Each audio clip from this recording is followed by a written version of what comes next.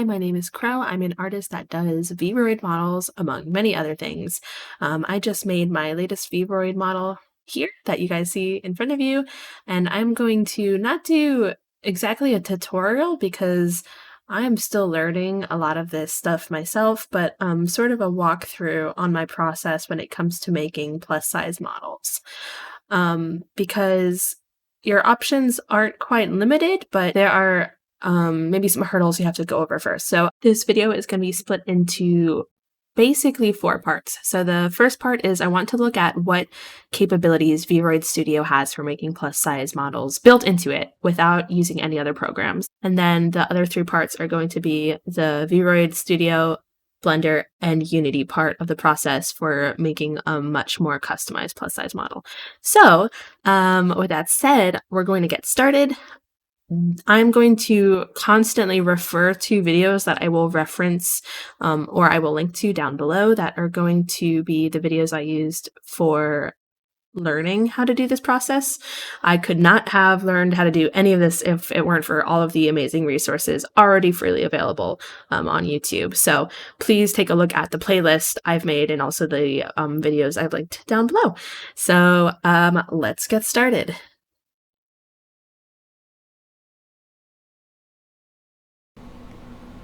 Alright, so this is what you are going to see as soon as you load up a new model or load up a model you've already been working on. You're going to immediately be brought to the face editing tab. As you guys can see with my model here, I already have some plus size body stuff going on in Vroid. So this is a model that has not yet been touched by any other program. However, I'm going to turn off the clothing layers so we can see what this model actually looks like underneath all of that. So this is the model's true body, so to speak. All of that volume that was added on was done using clothing layers. So I am going to look at the body. Ignore that. I forgot that was in there. Okay, sorry, I'm doing a real-time recording. So we're going to look at the built-in body parameters and then the parameters for the body suit, because those are 2 different things. So these are the body sliders. They allow you to change things such as head size, neck size, hand size, hips, quite a few different breast sliders, you know, for the very realistically shaped breasts that totally look like that in real life. Anyways, they are a really good starting point. However, as you can see, like the toggle for the hand slider is almost has more variation than the hip slider. So a lot of times a good starting place for creating a plus size model in Vroid and nowhere else is using the body sliders. A lot of times you will hear people say that you can just plug in custom numbers into those sliders to get a larger version or to get the slider to go beyond its cap. And that's true, you can do that. I'm going to do it right here with the hip width. If I select the number, I can plug something in that's more than what the cap was, and boom, I'll get hips that are wider than they were previously. The only problem with this is there are still not a lot of parameters built into the body itself. You're a little limited when you are working with just the body sliders because you can sort of change the hip width, but change the hip width, change the breast width, etc. But you can't actually do a whole lot else. You can't really touch the stomach. You can't touch the upper arms. You are pretty limited, and that is where the bodysuit comes in. The bodysuit is a fairly new, I want to say it came in with like the last major update. It's a fairly new option for creating not just plus size bodies, but pretty much any kind of stylized body. It's also how I got those like fat chunky feet on my current model. So I'm just going to create a new bodysuit to show you guys what that looks like and the parameters on that, because the parameters are definitely different on the bodysuit. So I think I'm going to make it an inner top. I think that is what it is categorized under. You click that bodysuit and it gives you this sort of whole body suit here. And the bodysuit covers everything from the hands to the feet. And the really nice thing about the bodysuit is the texture map is identical to the skin texture map. So if you have painted yourself a custom skin texture, you can import that to the bodysuit and it will transfer over pretty much perfectly. So that is a really nice thing. And if you click on, am I gonna do it here? What am I doing? If you click right there, I almost clicked on it. Absolutely. There you go. You have the parameters for the bodysuit. And the parameters on the bodysuit, as you can see, are immediately way more comprehensive than the ones for the actual body itself. We're talking ankle, lower leg, thigh, hip. There's multiple volume buttons, etc. And you are able to use these to change basically the body size. So if you can remember, that skinny little body is still in there, it's under there, but now we have the bodysuit. So here I'm increasing basically just the volume of the bodysuit, and the padding and stuff here is kind of, there's no really difference, but I think between these sliders, and they're only for maybe just increasing it 3 times. I really don't think there's a difference. It matters which one you slide first. This slider here is just for uniformly increasing the volume. Otherwise, those other sliders there sort of increase it in specific areas. But you can even do things like to get the chunky feet thing to increase like the padding on the lower legs there. So this, if you were not comfortable going into Blender and Unity, this is honestly a pretty good option because there's a lot you can do. And just like you can type in specific slider numbers on the body itself to get to go beyond what the parameters original limits are, you can do that with these here as well. But the problem I have with the bodysuit, and the reason I find myself going into Blender, is that when you use the bodysuit as a base, putting any other clothing on top of the bodysuit immediately poses a couple of different types of problems. So let's look at what that looks like. I'm going to create a new garment here. I'm going to go with the high collared robe thing because honestly this is a very good base for any type of dresses, and I'm just gonna kind of speed run making a very basic mini skirt with I think sleeves, because that should show what I'm talking about here. So let's speed through this for a second. Okay, if you see me struggling, no you do not. And we are going to be left with this basic sort of mini skirt. As you guys can see, mini dress, sorry. But as you guys can see, immediately there's some major clipping happening because the volume of, or the bodysuit has had its volume increased multiple times. So there are some things you can do. You can increase the volume on the dress. However, you will see there is still clipping happening in multiple areas. We can type in a custom number to increase that volume even more. And I'm going to do that in just a second. Probably. Okay, there we go. Yeah, so I'm gonna increase the volume a couple times. I think I've increased it quite a lot right there. We still have some clipping, as you can see. There's clipping on like sort of the sides there, and also you can see the dress is starting to get a little potato sacky. I'm gonna increase the volume of the dress even more. Oh, we still got clipping. More, you know, and that's sort of the problem. Here we finally have gotten rid of the clipping. Let me see if I can dial it down. Nope, the clipping's back. So the amount of volume I have to add to the dress to get rid of clipping, and as you can see, it still doesn't do it completely. Yeah, look at that side. Pretty much completely destroys the way the dress is supposed to look. So there is still clipping, and now the dress looks pretty ridiculous. It not even in a cute silky dress way. It's just sort of like this huge blob. The space between the sleeves is huge on the top and the bottom. The breast area is like mega deformed. If there was a design on there, it would look pretty ridiculous. So that's my problem with the bodysuit. The bodysuit is amazing. It's a fantastic step in the right direction, but putting pretty much any clothes on the bodysuit is ridiculous. So let's go back to the outfit I have on. Oops. Okay. Well, let's take off the potato dress. That would probably help, right? Yeah, I'm going to put on some regular underwear on my hidden body. There we go. And I have some clipping problems on my model.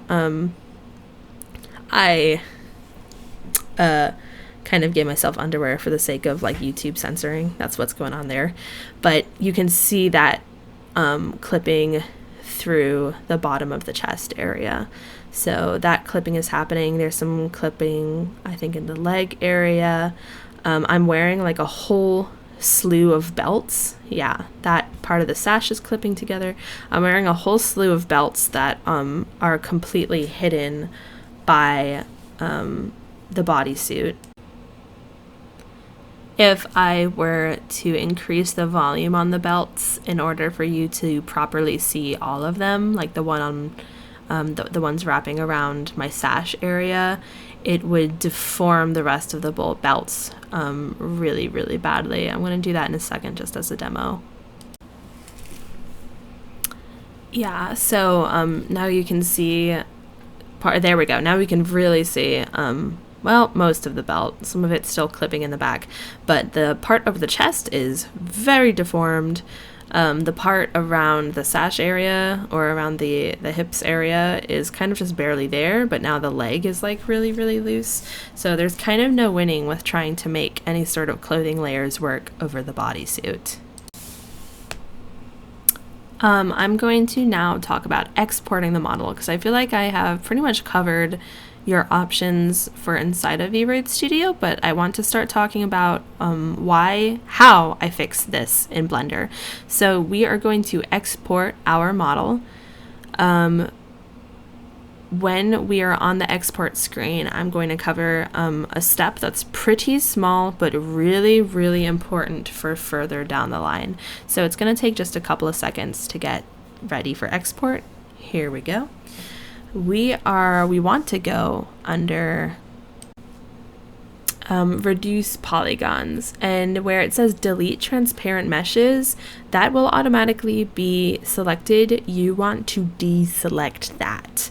That is important for when you are working in Unity and you are trying to create blend shapes, which are the like the expressions on your model for actual VTubing purposes.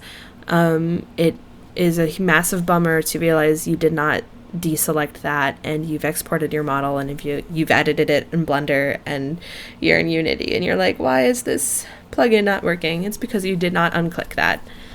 I am speaking from experience. So make sure you deselect delete transparent meshes, and it is reselecting right now. Please ignore that. My computer was lagging really bad.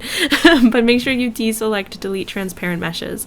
Hana Tool, the plugin for making blend shapes in Unity, will not work if you do not deselect delete transparent meshes. So we are going to export this, and I am going to start talking about Blender for real this time. Ta-da! Magic jump cut. We're in Blender. This is what Blender will look like when you open up a new project. It's got the cube there. Yep, as you can see, I'm not going to know the terms for Blender and Unity as well as some of the V-roid stuff from here on out. So this is definitely the part of this walkthrough where I'm going to refer to other tutorials. So speaking of other tutorials, when you are working with Blender and V-roid models, you are 100% going to need a plugin called Cats. I'm going to show it right here. There is a tutorial that I watched and that you should watch if you would like to use Cats. but you are going to need to install cats as a plugin into Blender. I want to say it was pretty easy to install plugins for Blender, but you're going to need cats because otherwise you will not be able to import your model and work with it. So this part of the walkthrough is just, you know, have cats. You need cats for this. So you're going to delete that box and you're going to, or I'm going to, this is what I'm doing next. Like I said, I don't know if this is a great tutorial. I'm going to delete that box. I'm going to use not cats, but the import option over here to import my VRM. I think sometimes tutorials say to use cats' import option, but I think I had trouble doing that. So I've always just sort of imported my model straight through, you know, file import, and that has always worked for me. So we have the model in. It took a while to load, so I just clipped that out. But as you guys can see, we have the full like shape of the dress in here, even though my character had technically like a mini dress on. That's because that full texture is loading in because we did not select delete transparent meshes. So our transparent meshes have not been deleted, which is why we can see kind of the full fit there. Oh my god, I'm so sorry, that looks so bad. Anyways, you can also see like the full shape of the eyelashes going on. I don't even know if I had an eyelash texture in there. It might have been empty. But we are going to change the shading on the model just so it looks a little more close to what we're familiar with. The first step, oh, you can see the boob clipping because this is not the censored version I made for that last part for YouTube. But yeah, so my boobs are clipping pretty good. We're going to first separate the materials using cats. So I'm going to click on the armature. There are going to be three main parts. It's going to be like the face, hair, and body. Body is what I'm going to be editing to get rid of all that clipping. I do not touch the face. You might be able to edit face stuff in there, but honestly, I really don't want to mess up the blend shapes, so I've always avoided touching the face. Also, I try to avoid the hair because sometimes the hair gets really complicated and I don't want to fuck up the bones. So, you know, the hair bones. Anyways, so we're going to select the body and we are going to separate those materials because right now the body is all sort of one material and we need to edit some of these separately. So that's what cats comes in for. I'm so sorry about the pop-ups.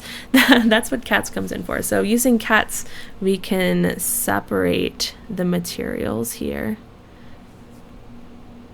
It's harder to do this when I'm recording because I'm nervous. I don't know what's going on.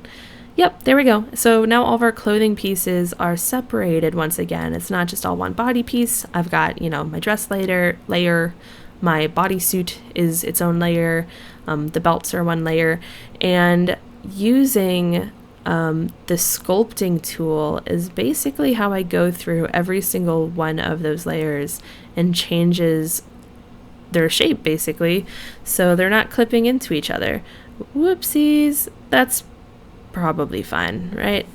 Anyways, yeah, so I use the sculpt tool. I specifically use, what was that? I think that was the pull tool because there will be inflate. Inflate is kind of tempting because it just sort of like volumizes the selected area uniformly and that looks nice. However, I will say the inflate tool really quickly creates these kind of like breaks in the texture, like along the seam.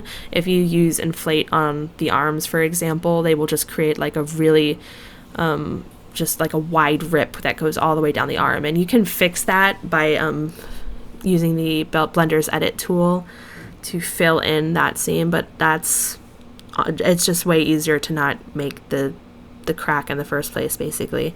So I'm just going to use the pull tool here to just start basically pulling out the clothes, pulling them out from the areas they're clipping in. I'm going to do this really fast. I'm not doing this like for realsies. This is just sort of a demonstration on what that looks like. We had major clipping in the boob area and we're just deforming the dress or pulling the dress out so that no longer happens. There's a lot more you can do with this too though. You can make if you use a dress, in my last model I did that. I used sculpting tools to make the dress more ripply and whatever. So you could use the draw tool. I'm going to kind of demonstrate that. I think I use the draw tool to shape my corset. You could use it to make wrinkles in the clothing or accentuate any areas you wanted to do. If you had lace that was kind of like ripply, you could use those tools to, you know, I don't know, ripple the lace. Yeah, that's me using the draw tool. But oops, I got side boob clipping still. You know, this is not a video of me actually, you know, doing it for real. So this, yeah, but on my actual model, I did all of that and then some, you know, bringing out the hips. You would also be able to edit the bodysuit this way if you wanted to make your bodysuit even more plus size. I think on my actual version of my model, I made like the stomach larger on the bodysuit and stuff like that. Could fix some of the deforming that happened with the belt around the chest area, all sorts of stuff. And honestly, that's really nice. It's really nice to have those options. So Blender is kind of, I only kind of nudged this model in multiple directions, but before they had the bodysuit option, I would like fully resculpt models in Blender, and honestly sometimes I still have to do that if I want to make like a really defined tummy pouch or something. Maybe I'm gonna put overlays of what that looked like on my older models on top of this. So after sculpting everything, you know, making the pants a little poofy, taking out the gloves so they're a little more three-dimensional, I am going to go back to object mode so I can select all of those layers we separated, so we can put them back together again. And using cats, we are able to do that. So with them all selected, we can use cats to merge selected materials right there. And I believe the name just automatically goes to like the last thing in the stack or something. I don't know if it really matters, but I always change it back to what it originally was, which was like body baked, whatever. Yeah. Body merged, dot baked. Yeah. So once everything is to your liking, once the materials are back to the way they were when you found them, you are going to export it same way you imported it. Basically, you're going to export it as a VRM, and you are going to put that VRM into Unity. So I'm going to skip to the Unity portion real quick. Alright, so I have Unity up and running. Please, for the love of God, definitely watch the tutorials on how to import models into Unity, because I'm not the expert. Please look at those links down below. Anyways, but when you have a new Unity project, you are going to import two really important packages. The first one is going to be UniVRM. UniVRM is kind of like what Cats was for Blender. You need UniVRM if you are going to import or export VRM models into Unity. So make sure you are using the most recent version. I actually think I kind of needed to update, but yeah. And make sure it matches Blender. For using UniVRM, you actually have to use a very specific version of Blender. I'm working with Blender 2019 F whatever. You can see it at the top of the screen there. But make sure you are using the appropriate UniVRM package. You're going to press import so that all loads up in there. And the second package I'm going to upload into this project is the one I very briefly mentioned earlier when I was in V-roid Studio, and that is going to be Hana Tool. Hana Tool is what makes the blend shapes. The blend shapes are kind of like the expressions, but let's just give this a second. I'm gonna import it, select Hana Tool. I really need to clean up my files. Sorry about that. ASMR apology time.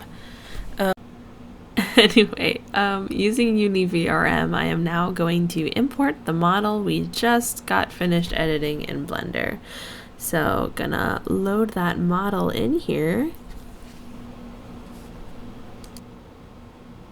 And here we go. The model's gonna come in with a bunch more stuff. I dropped the model into the hierarchy so it would show up smack dab in the middle of the screen, or you know, whatever. And we have our model here. So the very first thing, or you can see that I have edited, this is the real version I actually edited. You can see that I've kind of fixed the deforming on the belts, added a little curve on the bodice, give the pants some curves, gave the gloves like a 3D look. Just lots of little minor things that I think overall look really good in the finished final product. But the first step I'm going to do is I'm immediately going to click on the model and make sure it's selected and use Hana tool to fix the blend shapes. So the blend shapes are these sort of built-in expressions. Oh my gosh. Okay, yeah. Built-in expressions to your model. The default ones are sort of the A, E, I, O, U mouth shape, along with like the default 5 basic expressions. If I were to go back into Vroid, which I'm actually going to do right now, you can see those expressions here. Vroid has the expression editor. If you go back to face, expression editor is all the way at the bottom, and this is where you can see all of these blend shapes. So you are able to edit the blend shapes all the way back in the Vroid part of the process. If you want to, on the right side, opposite of what I'm selecting right now, yeah, these are the parameters for the blend shape. So if you wanted, let's say, the O shape to look a little different, you can assign U to O. I sometimes do that, actually. I hate the default O shape. Anyways, but if you did not do that in Vroid Studio, worry not, because here are the blend shapes that came with the model. We are viewing them in Unity, and we can change the parameters and stuff for each blend shape right there. However, there's only so many blend shapes we are looking at. If you are an iPhone user and you are using an app such as iFacial Mocap, that's what I use to record your face for VTubing, iPhones have something called the AR kit, and the AR kit reads 42 expressions. So using Hana tool, we can assign or create those 42 expressions for our model. So I clicked reader, click the face for the model. If you do not see the face there, you may have accidentally merged that in the Blender step. That's happened to me before. I've accidentally merged maybe like the face to the body or something when recombining the materials. So if you do not see it there, you might have to backtrack to Blender, but you're going to select face, select female if you're using the female model, and then you're going to read those shapes. Once you have finished the reader option, you are going to actually build the blend shapes because they're not in the model yet. So you're going to go to clip builder from the Hana tool option. Sorry, can you tell it's late? Clip builder. Yes, that's it. All right, and we are going to select the model itself this time and do it. Yes. And as soon as they have finished, it's going to take a couple of seconds. We can now click on blend shapes, and there are so many more. There is a really good tutorial for, like all the other tutorials I'm linking down below, there's a specific tutorial for this part that will go way more in depth and explain this way better than I can. But you can select all of these different blend shapes, and as you can see, they are you know, these are for all of the little facial expressions that your iPhone can read. Sorry. This only really works for iPhone because these are for the Apple, the AR kit. I don't know what AR kit stands for, actually. Let me Google it, like literally right now. Hold on. Anyways, it's like facial expressions. It's like the Apple unique ability to read facial expressions. Anyways, so you want to have enough facial expressions so that when your iPhone is reading your face as you stream or record or whatever, it's able to pick up on things as subtle as squinting cheeks or mouth dimpling or mouth funneling or whatever. But you are able to now use these extra parameters to really fine-tune every single expression or facial feature, so that when you're actually using your model in live time, that the model's facial expressions match yours more accurately. So for example, I'm playing with the surprised face expression because I didn't like the way it looked or whatever. Those are just all examples of things you can do with blend shapes. If you know, when you're in Unity, there's so much more you can do. Videos are going to be in my like V-roid playlist. For example, if you want to add in an accessory, such as my fancy little beret, you kind of just drag and drop that in. There's the texture for my beret. This was like a low poly beret I made in Blender. This is sort of the extent of my Blender capabilities when it comes to making stuff from scratch. Making a new material so I can assign the texture I made to that new material. I'm going to set the shader to the VR one, which is the Toon one. That's for, sorry, not VR. That's for V-roid. Yes. Good. I might be, honestly, TBH, might be missing like some steps here. Oh yeah, clicking on my little beret, making sure I assign it to that new material I just made, because it came in textureless. That happens with Blender stuff sometimes. Yippee! Material girl. Yeah, there's the material. The Blender has it. The item. Yeah. That's my hat. Please, Aragama Witch specifically has a very good video on actually adding accessories to your V-roid model in Unity. So please watch that instead of this. But you would be able to drag and drop your little accessory onto your model. You would have to scale it and stuff because it's not gonna come into scale. I'm gonna make it extra teeny tiny just for this video. Beep. You're gonna have to make sure you actually attach it to the head. It looks like it's on the head, but if you were to move your character's head, it would not actually move along with the head. So the way to do that is you would, in the hierarchy panel, I'm gonna do it in a second, just you wait. Yep. Oop, nope. Yeah, in the hierarchy panel, you're gonna open up your model and make sure you navigate all the way down to the head. It's gonna be under all those beep, boop, beep. And you will literally just click and drag the accessory to the part of the body it's supposed to be on. This is also the stage where you would, if you had a tail or ears, you would want to fix that now. There are videos on that specifically. If you wanted to make your model glow in certain parts, there's tutorials for that. That is all stuff you can do in Unity. You can make parts of your model glow, add more accessories, make the tail work, because you can make tails in V-roid Studio, but they do not actually work. All hair, you can make tails with hair, but all hair is attached to the head, no matter where on the body it is. So that is something you need to use a plugin for in Unity. I'm not going to cover that in this video. There's already really good videos on it, multiple good videos on it. They will be in my V-roid playlist. But this is pretty much it for this model.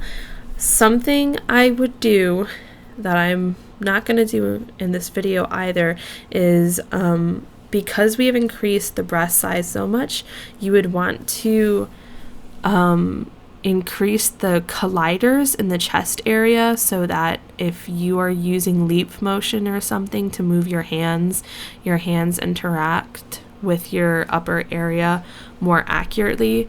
You can increase the size of the colliders, and you can also add extra colliders, so more parts of your chest would react to your hands and so forth. That gets a little complicated. I'm not confident enough to show you guys the steps for that in my walkthrough, but I always do that to my plus size models, because otherwise you get some major clipping. Your hands are going to be passing through your ginormous honkers because the colliders are made for itty bitty titties. Am I allowed to say that in a walkthrough? Can I say itty bitty titties? I'm gonna say it. Okay. But there is a video on increasing colliders for V-roid models as well, so definitely watch that video, linked down below. I'm gonna have little headers over all the video links so you know what each one is for. But this model is pretty much all ready to go. The final step is, hold on, I don't know why my mouse is hovering here. I'm gonna clip to that final step.